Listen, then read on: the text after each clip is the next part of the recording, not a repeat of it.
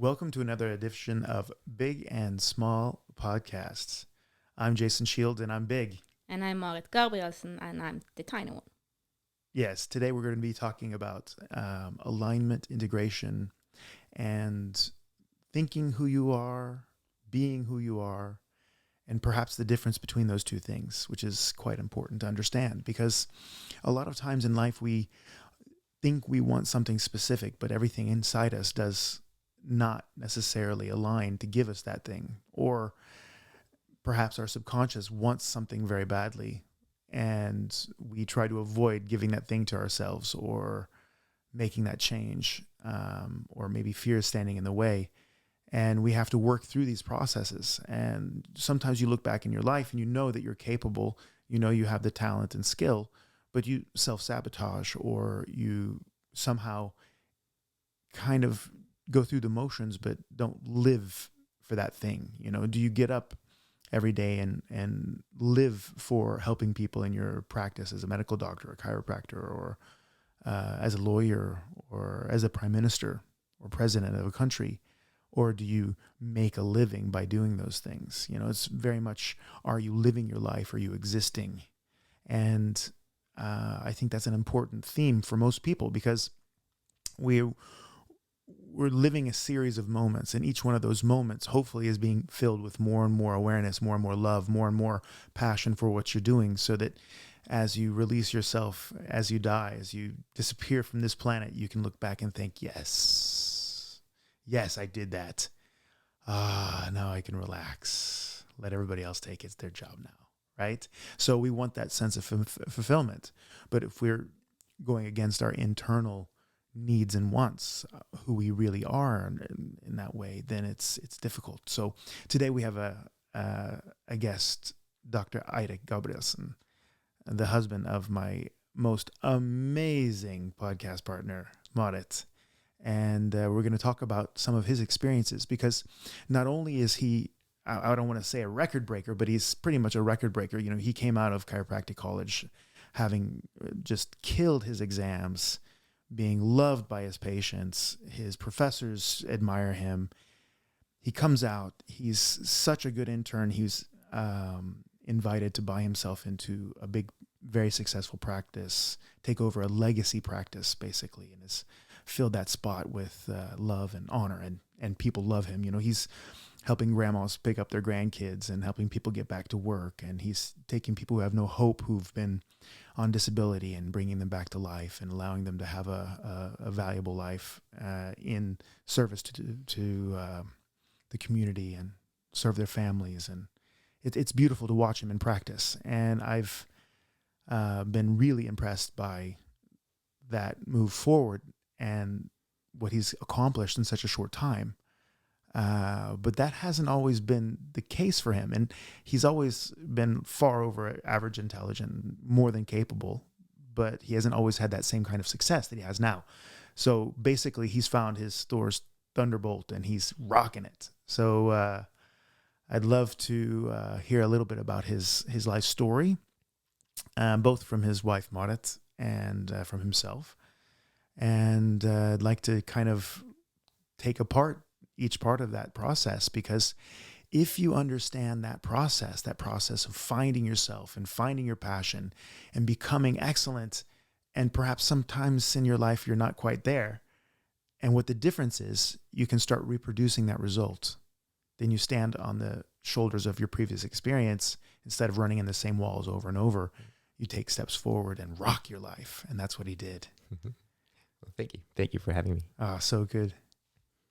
So where do you want me to start? Well, tell us about where you're from, and tell us about your process of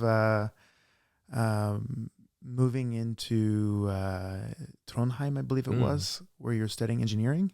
Well, it started first with, I think I started going to chiropractor. I came to you when I was 16. Yeah, you had some pain in your legs from running. Yes. I was growing very fast.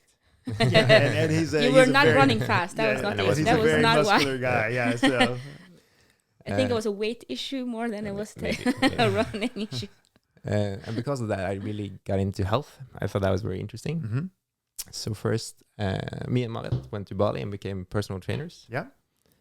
And I remember thinking after working for about a year as a personal trainer, like the cases I liked the most was the ones that had some sort of disability or sickness or something you could really help, like a health issue.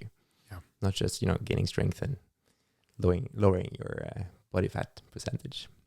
Six pack. Yeah. So I went to Trondheim, which is a city here in Norway, because I had some friends up there who were studying engineering. And I had to take some extra like classes. What do you call it in English? Like for like physics and math and Basic sciences. Yeah. Basically, you had to take your basic science foundation in order to get into chiropractic school. Yeah, chiropractic. Well, you have to do it before. You didn't do it because of chiropractic. Then you did it because of engineering, because you wanted to become an engineer. That's why you moved to Trondheim to begin with. Yes. Yeah. You know, because I was talking to a friend, he was studying engineering. I said, "Oh, that's interesting," and it's a very kind of, I don't know, male-dominated and environment has as a bit well. of status to it. Yeah, there's some Yeah. kind of You know? exactly. And you have to add to it that you always wanted to be a profession. We have been very different That's that way. important, Yeah, because I have always been. I've never wanted a profession. I always said that as long as I'm happy with what I'm doing, I don't care if that is being in a store or being a CEO or being a trainer. I don't care what I'm doing. Champion of jiu-jitsu. But as long as I'm happy with it. But you always searched for a profession, and you were in. And I come from a family of academics. Yes. So like for me, I had to get a higher education. Yeah, it's how you identified yourself, right? Yeah, And exactly. yeah. I thought that was important for me Yeah, to and- get like a master's or And something then like and that. before engineering, you also touched base with architect. Yes. You touched base with designer, like with Yeah, I'm one of those people. Everything's fun, and every month I want to do something different. Yeah. Which can be slightly frustrating for my wife. Yes. There's a lot of half-started projects in the Yes. house. They're like, So Yes. most No, of not these in the are- house. Not Okay, in the not house. how They're they- not allowed, but because you haven't done it in those kind of things. But No. you kind of bought all the I things make you lots needed. of plans and It makes a lot of plans and becoming an engineer now, and Nora want other stuff. But again, Funnily enough, I don't remember all this stuff. So I do. you remember. I get I'm like, traumatized. yeah, exactly. So that's why you moved. So that's kind of a base, because it wasn't that you kind of just found out that engineering was the thing. You always wanted a profession. Yeah. So for you to study kind of was going to happen no matter what. Yes. Yeah. So I needed the basic sciences either way to get engineering, chiropractic, medicine. Yeah, either way. And I went to Trondheim and I got the grades I needed. And I was studying with people. This is like a private school that you do the basic sciences with. Yeah. And basically everyone was doing medicine or engineering. Yeah. You know? Yeah. So you basically got affected with it, Oh, big time. the people Yeah, around because you. everyone was like, "Oh, what kind of engineering school are you going to? Like, are you going computer Mm. or mechanics or Exactly. different kind of things?" And then I ended up applying for mechanical engineering first. Yeah. I have no clue Which how we ended up for there. some reason I've never been interested in engines and stuff like that. Yeah. But for some reason I'm like, then I'm gonna do this. And I got good enough grades, so I got in.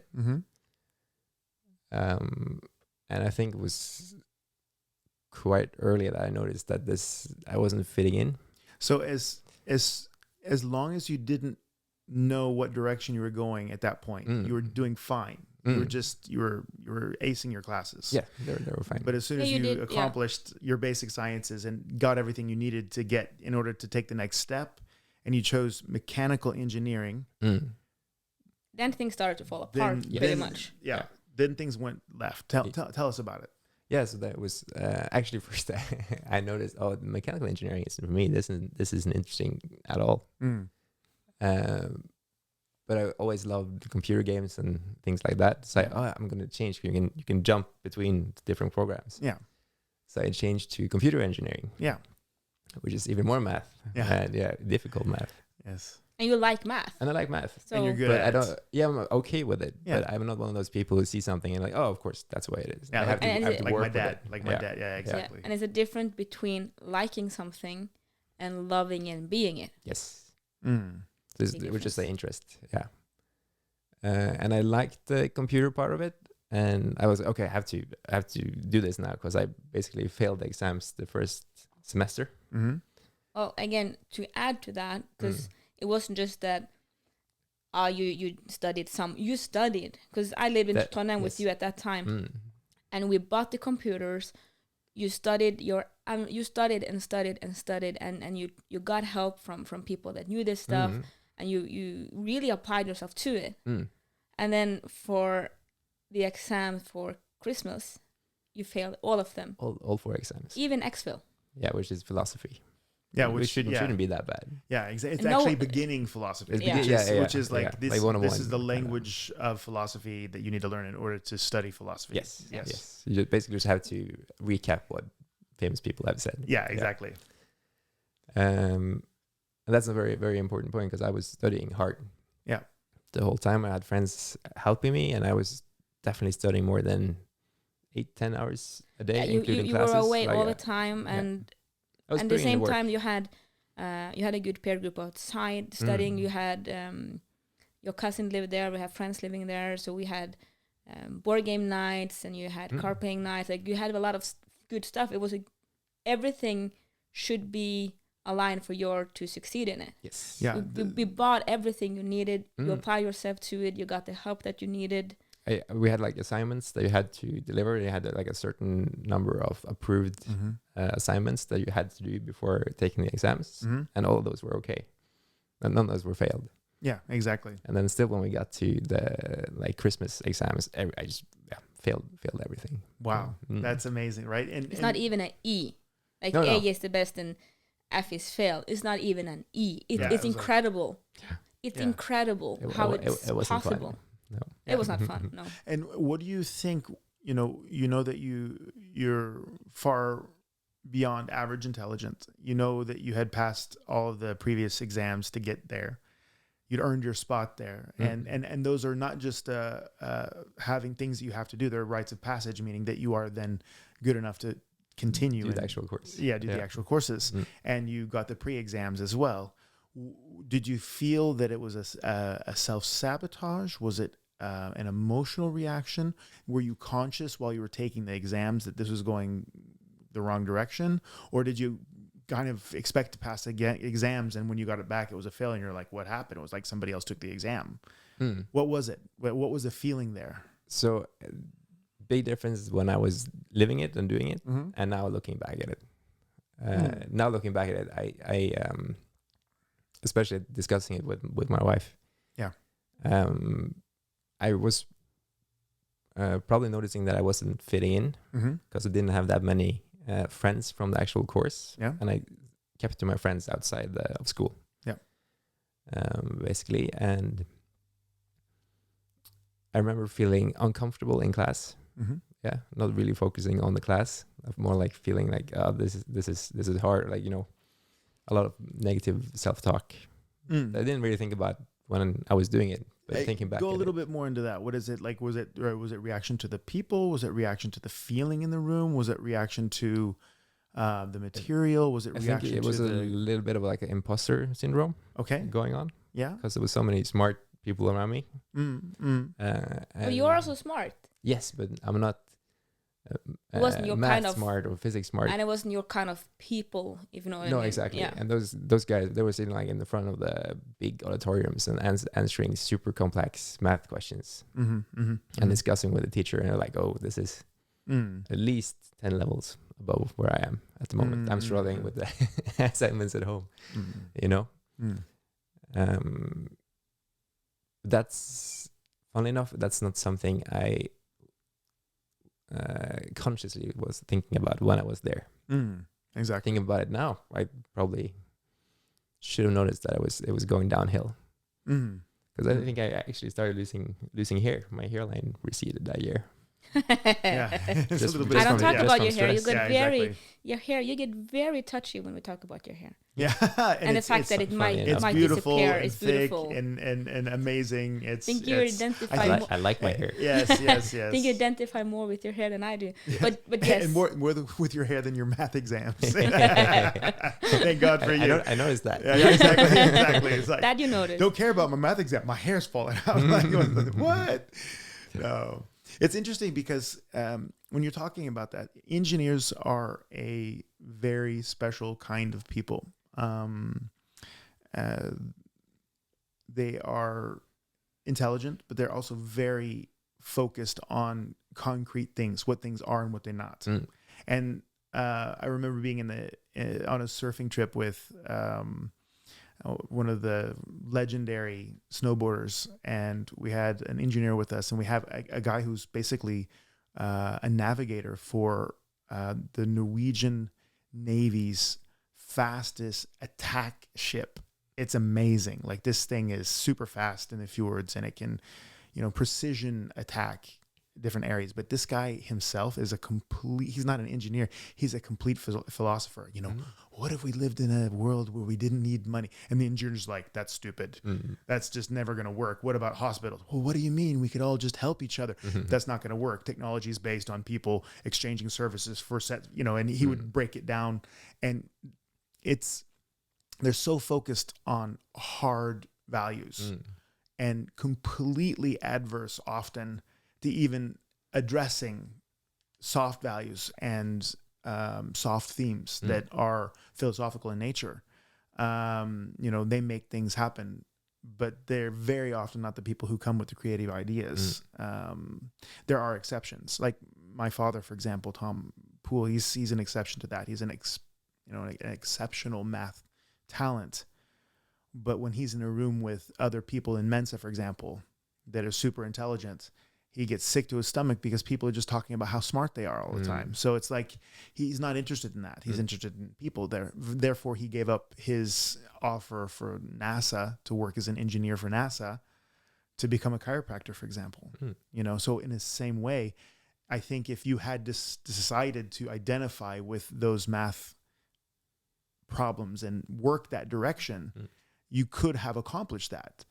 I'm sure of it. You're definitely smart enough to do that, but I don't think that's your direction in life. And like when you applied and when you were in engineering, you always talked about what you wanted to do with engineering was make things to help people. Like, yeah, that should have been a big clue. You should have. So in the beginning, when I was doing mechanics or mechanical engineering, it was like machines that could help people. And then when I changed to computer science, it was, I'm going to make like health apps. Exactly. That's what I wanted to do. So you kind of circled back to it. And also have to mention, because you started with Jason when you were 16. And then Jason, being a smart guy and an excellent chiropractor, he kind of showed a love for his profession because you are a chiropractor, you're not just working. And then, so you always talked about it, like, oh, that would be cool. And you kind of always came back to it. But what it ended up with all the time was that, no, I'm not going to do chiropractic. You have to go to the States to do that. I don't want to go to the States. It's too far away. And I didn't want to move to the States. So to have a long distance relationship between Norway and States, Texas for 5 years wouldn't work. So you always talked about chiropractic. So it was always in the loop. But you were never kind of focused on it. It was there, but never emphasized in a way. And that's probably coming back to the thing we talked about earlier. Like, I felt like I had to do something that was prestigious in Norway, which is basically engineering or medical doctor, from my point of view at that point. And to be clear for people who aren't in Norway, I know we have listeners all over the world, so chiropractic is, I think, the largest growing profession in Norway. So at the time that he was considering this, I think there was half the number of chiropractors than there are now, right? So it's becoming much more profession in Norway now, but at that time it wasn't that big of a profession, and you can study it in Norway, and you had to go to. We didn't actually know that you could study it in England even. We just knew that you could go to the States because you guys went to the States. Yeah, we were in the States. And there, that was traditionally the place you went. You can go Scandinavian, Paris, you can go to Barcelona. There's so many places, really cool places you can go to study chiropractic. But then it was pretty much the US, right? Yes. Yeah. But you still had half a year left on NTNU, though. So I changed to computer sciences and really liked that. And again, I was putting in the hours, really working hard.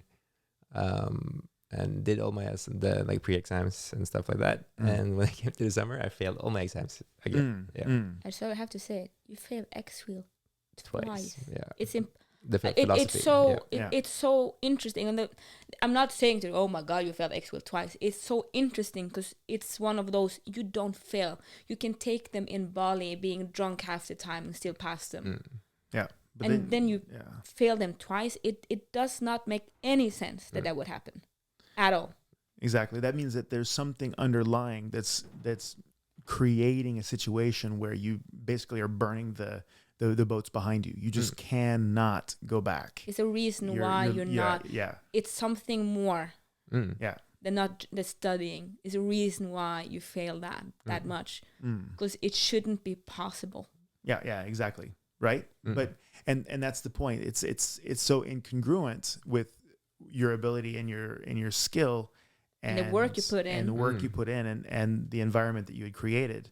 And that's the thing, sometimes, guys, when we're working against our inner needs and wants, our real true path, we can do everything and it still doesn't work for us, because who you are determines how well what you're doing works, right?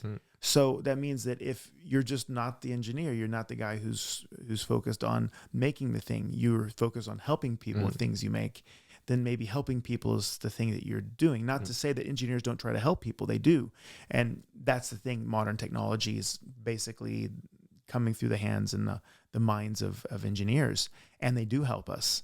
But very often they're trying to fix something, or they're trying to create something more than they're actually having the idea that, maybe a health app. Ooh, people are going to wake up and they're just going to be so much happier because I did this thing. That's not usually where they start. They start with, okay, if you calculate that and you add this thing and oh my God, look at the reaction. Wow. And you can get a leverage here, and then the power, you need so much less battery.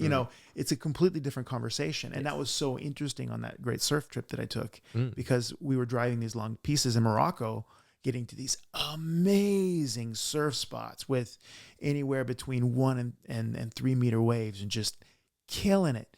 And the whole way I just hear these two guys bickering from two sides of the human experience, right? So I can't even imagine you sitting in between these guys, listening to them talk, because it's just not your environment at all. So again, what was the experience when you received your exams back? Did you look at your exams? Did you recognize the work that you did, or did you not even recognize, like it was a kind of like you were receiving somebody else's exams back that were failed, or did you know that you had failed when you took the exam? Oh, that's a good question. I don't think you were conscious enough. No, I don't think. No. Most likely, I'd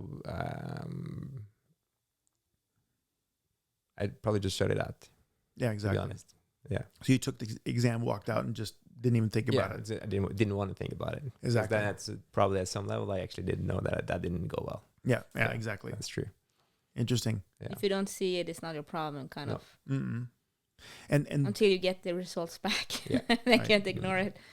And this is interesting, because everybody's got amazing technique in fight sports until they get hit in the face. It was like Mike Tyson. Everybody's got a plan until they get hit in the face, right?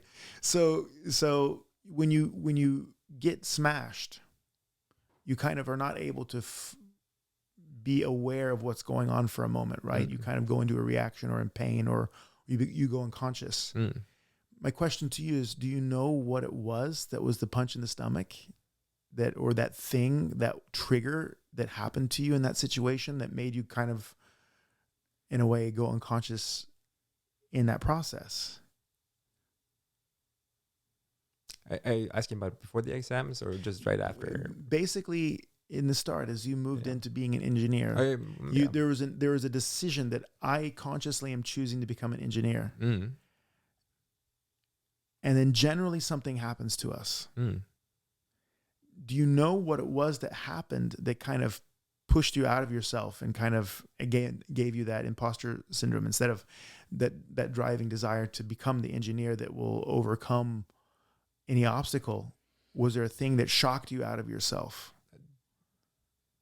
definitely not at that point. No, maybe now looking back.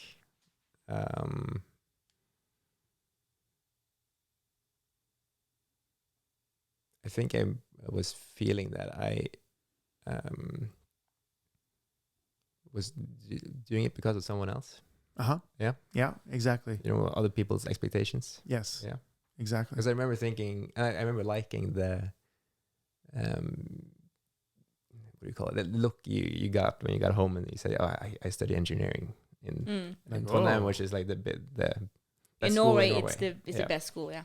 Yeah. For engineering. Yes. Also, one of the sorry, go ahead. That's where you go when you're smart. Yes. Yeah, exactly. And also, in America, it's not normal to wear a ring from the university that you went to, for example. Yeah, you get that as well. They used to have that. In Trondheim, they do have that, right? Yeah, they used to have it. Yeah, they used to have it, but I've actually seen those. I'm like, oh, you went to Trondheim? Yeah, you know, right? Oh, you know, right? Exactly. Prestigious thing again. Yeah, exactly. I probably was at some level noticing that this isn't my choice completely. This is something I think someone else is expecting of me. Exactly. And that means that you weren't saddled up to start with. No. Right? Because generally it's when we fail at things that we're actually in general capable of, we decide not to somewhere inside us push through the pain, push through the struggle, whatever it is. It's either because it's not congruent at all with who we are, which I believe this was in your case, or it's because we're traumatized. We get traumatized and then we get kind of shocked out of ourselves, and we're not for that moment. And that moment can last 10 years, 20 years, 30 years. It can last a second, but there's this recovering period after a trauma. So you can't really identify a trauma, but it was just basically doing this for somebody else. It's not my gig. But you didn't, did you know that? No. Okay. I can't say I was that conscious. Okay. To be honest.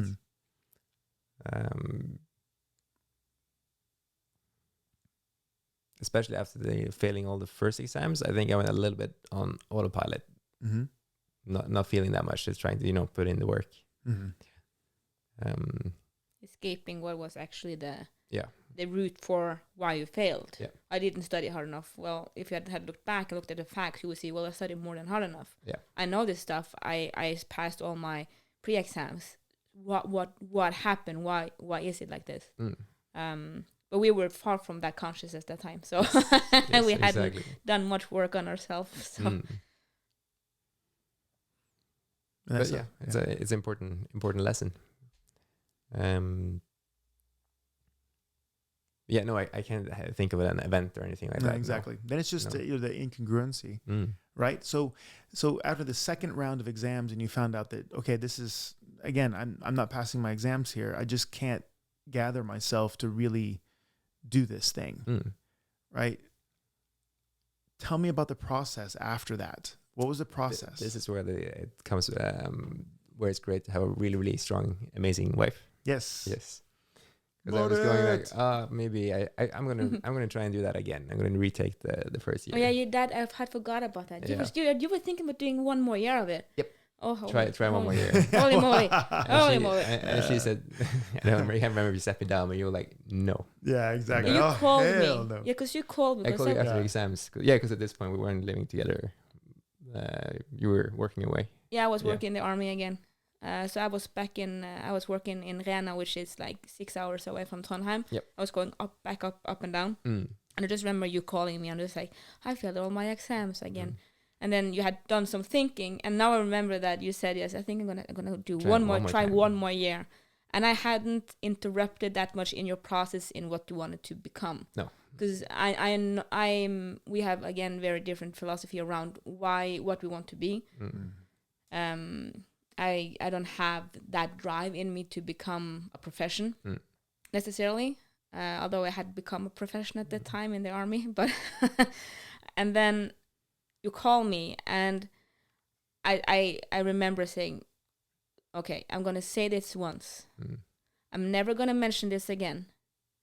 Just listen.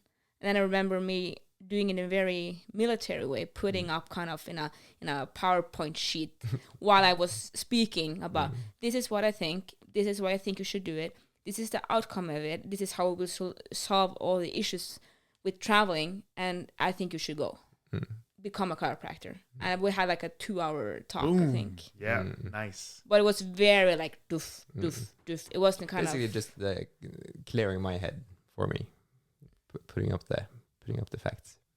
Yeah, it was kind of a because fact I don't sheet. think I had. I was like, okay, yeah, that's right. Let's see if I can get into chiropractic school. Which you did. Yes. Yes. Thank Yeah, because you. what happened yeah. here? My pleasure. Because what happened was that again, I said I will say this once, I will never mention it again because it's your choice. I don't care, but this now you have my opinion about it. And then you said, yeah, well, I think I'm still gonna try one more year. I'm like, okay, fine, you do whatever you want. I support you no matter what. Try one more year if that's what you want. And then the next day you called me and you said, I think I'm becoming a chiropractor. I think I'm going to try that. Because then you had talked to Jason. Yes. Because you had been home in Voss. And you had talked to Jason because you had a session with him. And you called me the day You met after. me for coffee. Yeah. You called me the day after. And you just said, I'm becoming a chiropractor now. And I was sitting just like, that's what I've been saying. I've been saying it, but okay. Thank you, Jason. Thank you. That's usually how it is. Yes. Yeah. Yes. It takes me a few days or weeks, and then like, oh, okay. Yeah. And then what was interesting with this, because again, it just shows that sometimes it works out the way it should be. Because in Norway, to apply for school, you have to do that by mid-April. And we, of course, because we didn't know, we thought that's how it works in every country. And then we figured out, first of all, you can study in England, which is much closer than the States. And then we found out you had 1 more week to apply. Because they don't close until mid-June or mid-July or something. Yeah. So we had 1 week. Yeah, and that meant they had to get a letter from a chiropractor recommending me. Yes. And they had to get a recommendation from a different person. And I had to get an interview with the school and apply in the UK through their system. And get my grades converted to their system. Yeah, exactly. Yeah, but they take in it's a very good institution in very, very good chiropractic college in England, and they take a lot of Norwegian students. Yes. So, they're used to that process, but it's just again interesting. You had 1 week. Bam. Yeah. And you didn't need 1 week before. Yeah. You didn't need more than 1 week either. No, we got perfect. All that stuff done, and I got accepted into. And that recommendation letter was the easiest letter I've written. It was super easy. Thank you. Oh man, appreciate that. My pleasure. Yeah. But and obviously, then, you've made me right everywhere. Oh, thank you. And you've gotten the big offers afterwards, and you've been super successful in practice, and people love you. So it's easy, But I knew that was going to happen just based on who you were. And for me, it was never a question whether you would be a great chiropractor or a great caregiver. So Marit saw that as well. But then the interesting part here is that you went to England. And you did chiropractic school in Wichita back and forth, Norway, England for 5 years. And you passed all your exams. And in one way, you would think that it would be much harder because in Trondheim you had, we lived together, you had a lot of friends. It was study buddies. I knew the country. You knew the country, you knew the culture. It was what you wanted, at least thought you wanted. You had everything there. Well, when you moved to England, you were totally alone, didn't understand the culture, because although it's you would think Norway and England is the same, but the culture is quite different. And then you had to learn a second language, because it's something to speak English, it's something else to read academic text in English. Yeah, and also learn Latin, which is something you have to learn in any medical field or discipline. So it's a complete culture shock when you move into that, almost no matter what kind of country you're coming from. So it was a really big transition. And you were like taken away from everything you knew. And it went so fast because you applied in June, and I was starting in September. You started something like that. So you didn't have kind of a lot of time to adapt either. No, going from failed exams to moving brand new college, finding a place to stay. And, yeah, exactly. And no friends, no nothing, no contacts. Yeah. Had you even been on vacation in England? Maybe one. No, not a lot. Not a lot. You've been to London with like high school and stuff like that, but you hadn't. It wasn't a familiar place for you, and it was also not London. It was Bournemouth, which is the south of England. Yeah. Yeah, exactly. Yeah, that's interesting. It's very interesting. But that's what's interesting is that you see how when you go the direction you hire yourself, and that you actually that's right for you, work comes easy. Yeah. It's still work. Yeah, but it's easier. Yeah, it still work. Yeah, it's still work. But I feel when I do things that is in my natural progression, it's still work. But the sacrifice I make doesn't feel like any sacrifice. Yeah, it's a decision. Yeah. It's not a sacrifice. No, it's just it has to happen because this is how I want. This is where I want to go. Obvious. Yeah. But I feel like in Trondheim, you were doing so much sacrificing.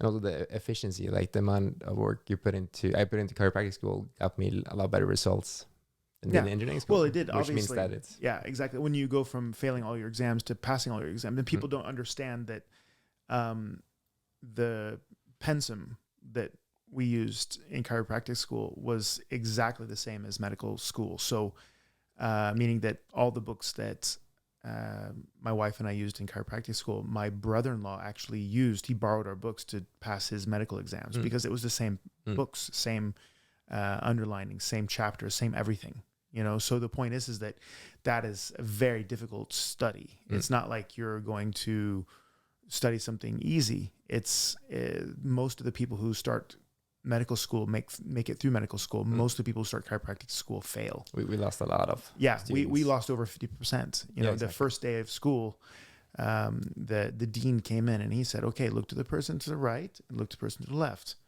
One of you are going to be gone.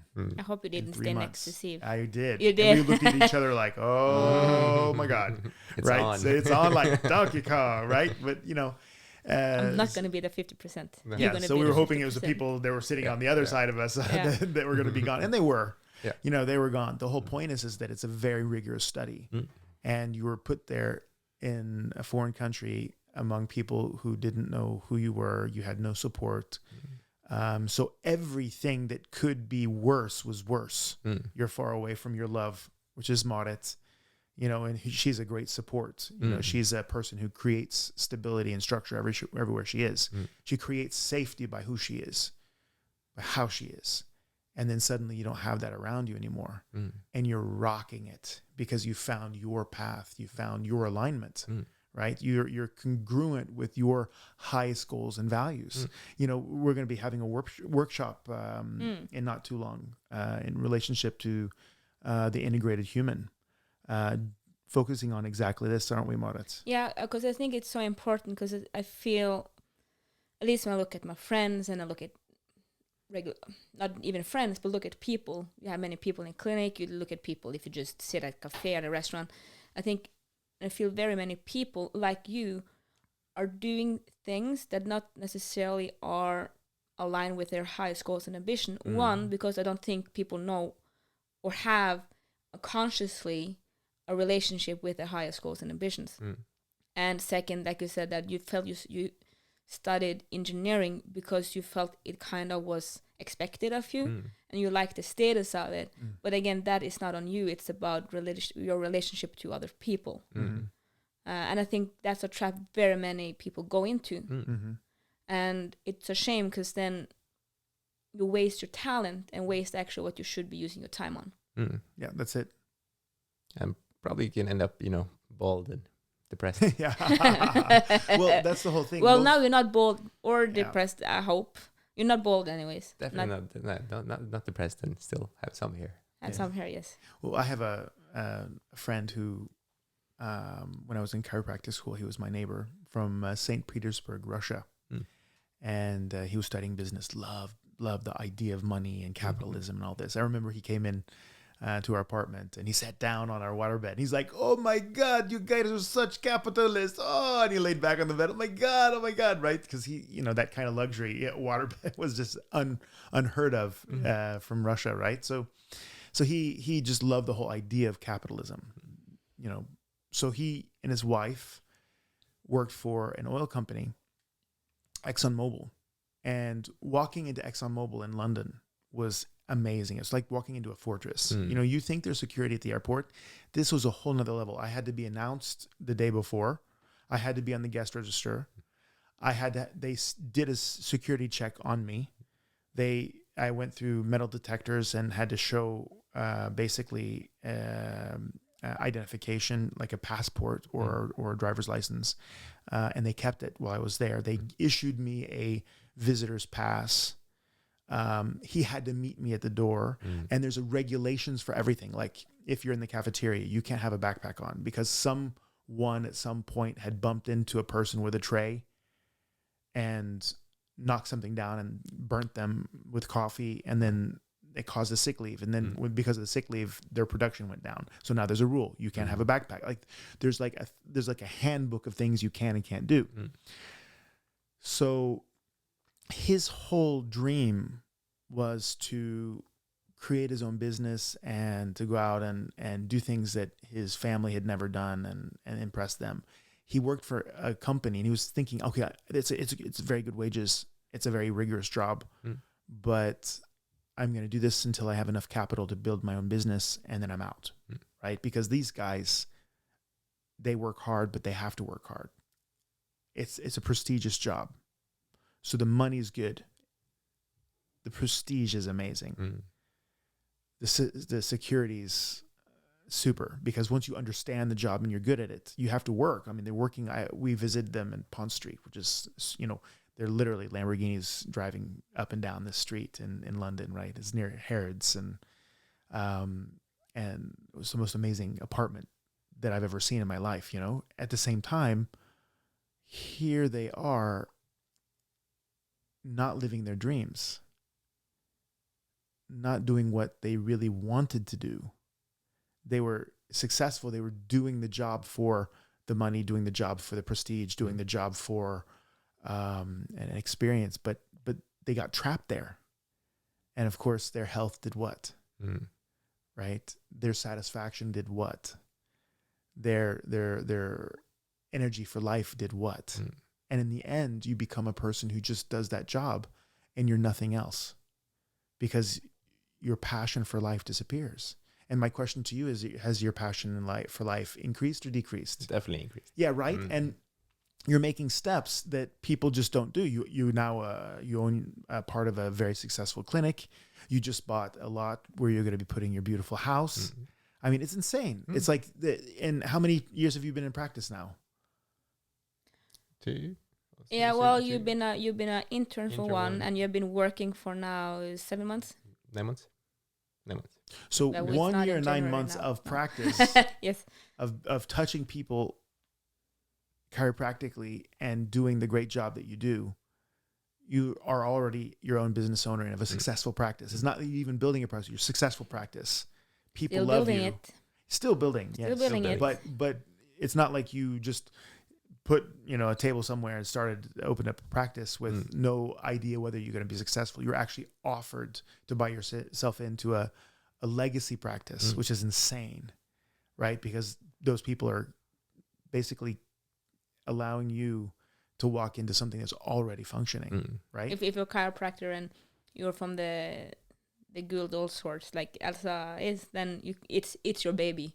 Yep. You're giving your baby to someone else. You hack that out of the wilderness because in Norway chiropractic is relatively young, so the people like myself and her and the generations before where people didn't know what it was. It took a lot longer for people to recognize the quality of service that you were giving and what you could help them with, right? So here you are, 1 year and 7 months out of college, you're a clinic owner of a giant clinic, and you're also so successful that you're able to buy a lot where you're going to put your dream house.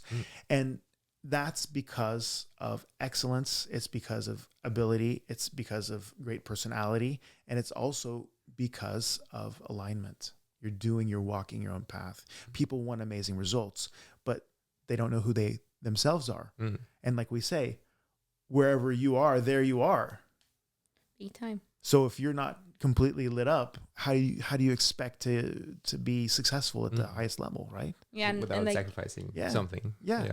And like I was talking the other day, because me and Jason and C, we were working at the clinic here and we were leaving. And we have now made a fun jar in the clinic because we're not good enough to take breaks, and we're going to take some more small breaks and just have fun a little bit. And I was thinking, perhaps I should write a note on it where you have to go on a date and you can't talk work But then I figured, that's impossible. And not because it's work, because we love what we do. Yeah, so So much. if I can't talk about what I love to do, why I'm doing so much of myself. Like, what's going to talk about then? The weather? I love what I do. And lucky for me, what I love to do is also my work and related to my work. So I think that's so important, because we talk clinic 24/7, clinic or practice or inner work or alignment or spirit or mind or heart or body. We talk about this all the time, and we align that, and we try to get that into your practice, but also in the other sides of the work we have. And I think that is so important for us.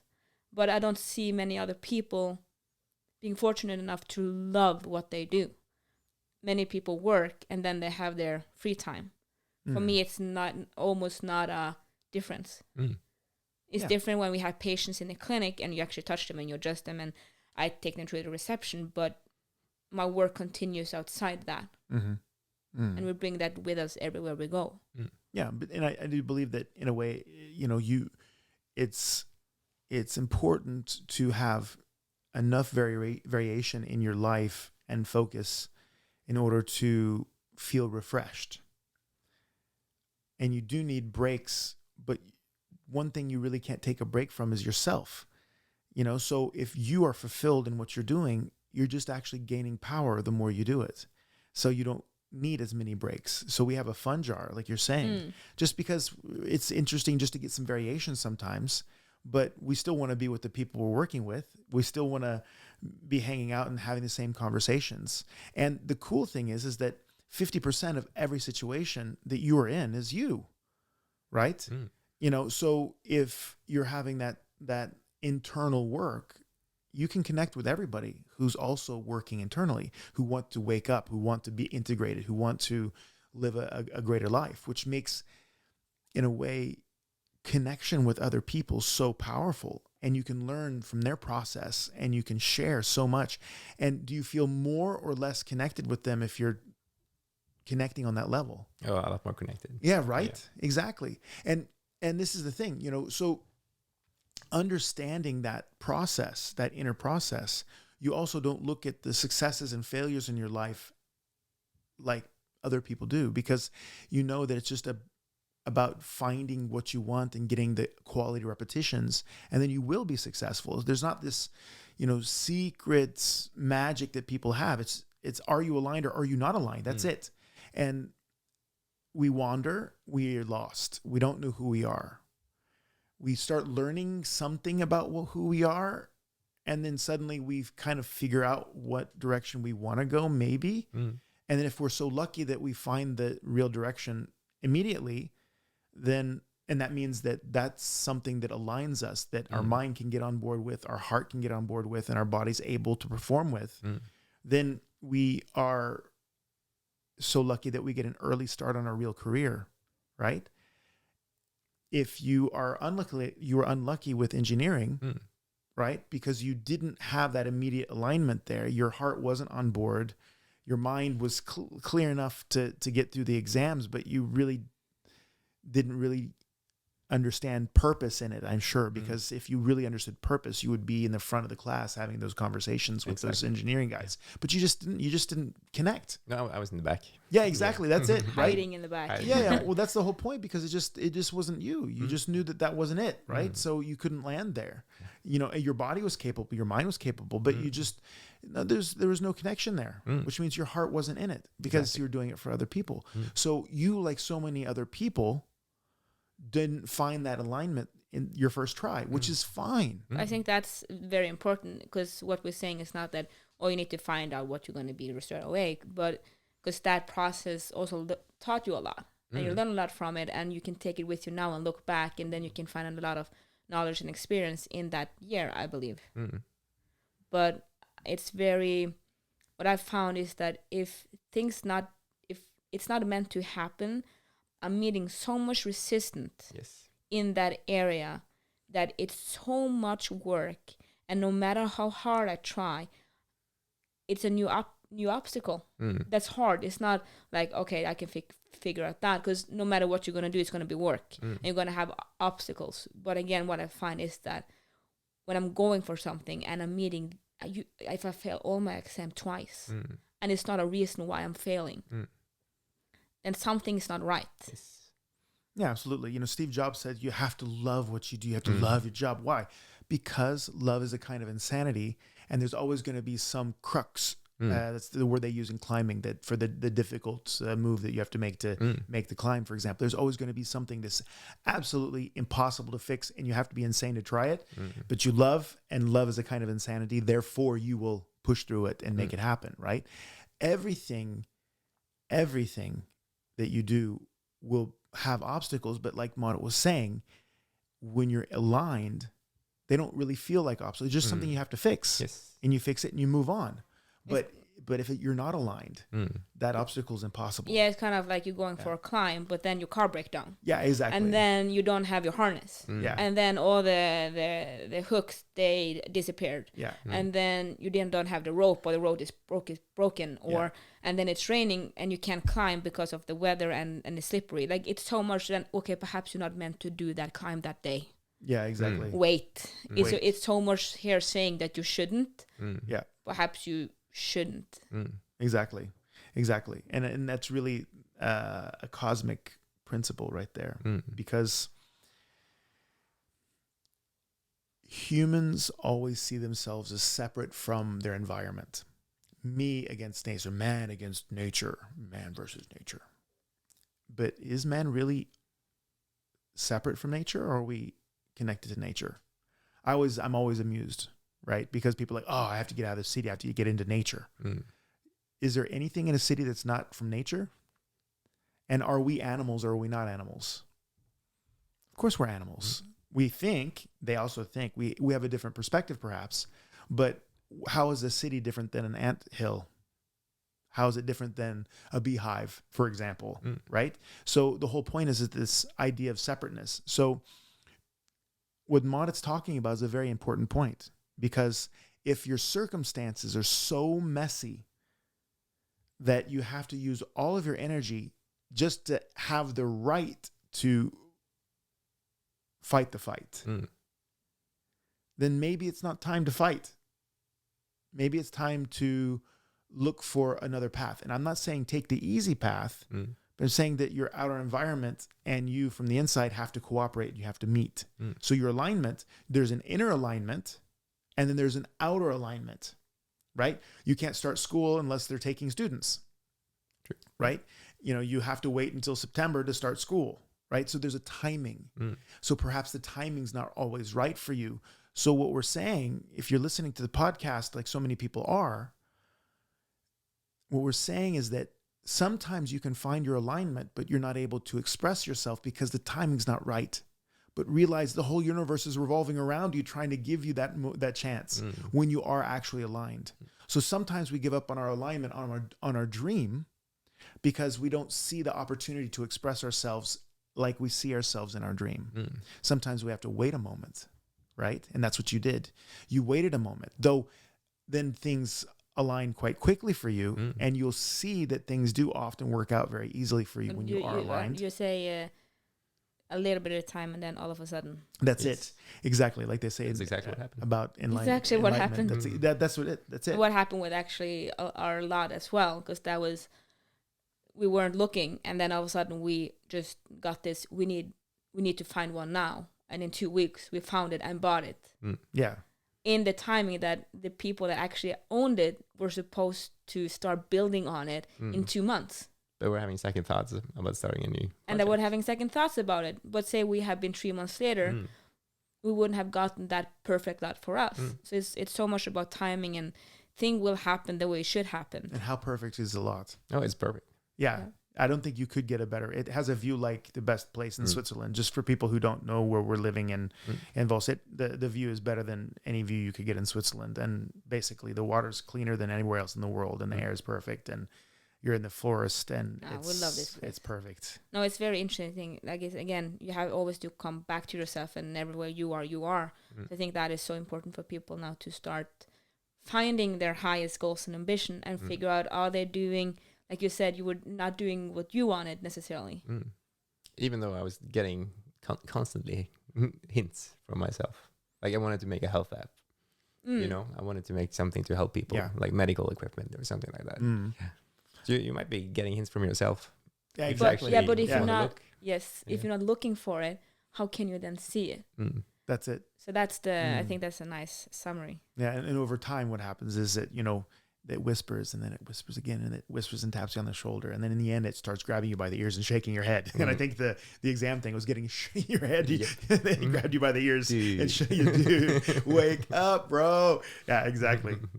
And now you're living the life, man. You're not only successful, you're ultra successful, and you have a life that people are gonna love to watch you in because you just enjoy it so much, and you're so good where you are. You kind of not only fit that spot, but that spot fits you. And thank you for the nice words. Thank you for proving my letter of recommendation correct. Okay, yeah. Yes. Happy to do it. Yes. My honor. Excellent. So that's today's episode. Dr. Eirik, thank you so much for coming by and visiting with us. And I'm sure we're going to be seeing a lot more of you. Being our resident health expert, and always love spending time with Marit and talking about this kind of stuff. We're basically bringing our everyday conversations on to the net. So you guys are welcome, and subscribe and recommend us to your friends, because we're creating a group of people who want to move forward, want to take the world forward, and this is where it starts. So remember, you matter. Unless you multiply yourself by the speed of light squared, and then your energy. But if you can't be energy, matter.